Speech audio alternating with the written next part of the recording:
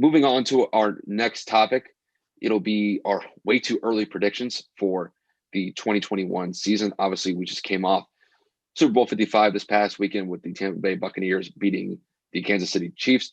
Tom Brady winning his seventh Super Bowl championship, winning his fifth Super Bowl MVP as well.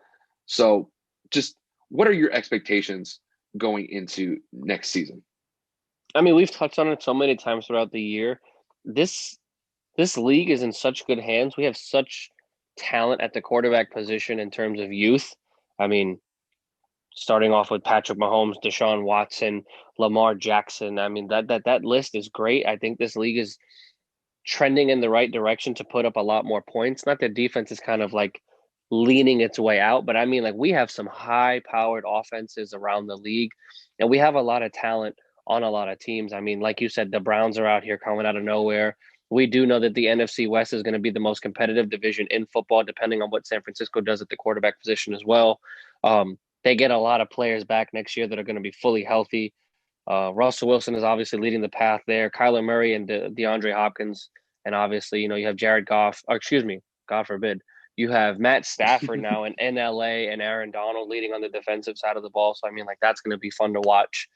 I think the Bucks find a way to go at least a minimum back to the NFC Championship. It depends on who they bring back and who they let go and how their draft goes. Because if they keep this team together, we talked about it with Fred. This team can very well repeat.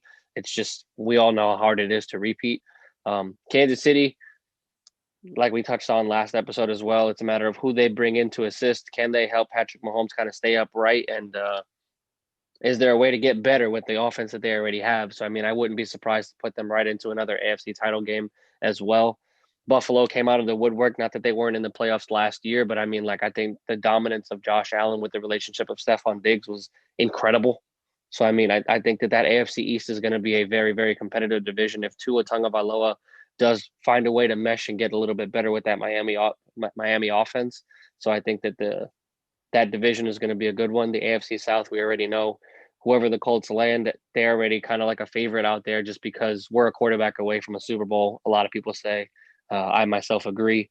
So, I mean, between Tennessee, who knows what happens with Urban Meyer and Trevor Lawrence. Houston, if Deshaun leaves, not even going to waste time with that one. And then, on the NFC East side of the ball, I think that's going to be a pretty much a toss of a coin. The Giants have some pretty solid cap space this offseason. I think that they're going to make a run to try to help Daniel Jones. I think that the defensive end of that ball is going to get a lot better.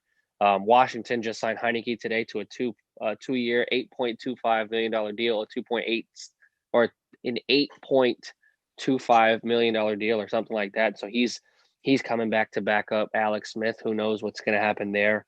Dak Prescott is expected to get a franchise tag in this coming offseason once again because the two sides just cannot come to an agreement. Philadelphia, they're stuck contractually between a lot of players that are expiring contracts this next season, so they're kind of screwed unless they get Carson's contract off the books. And then, the Washington football team, the division champs. I'm kind of I said that already. Sorry, I went through all four teams. Yeah, I'm repeating myself. The NFC North.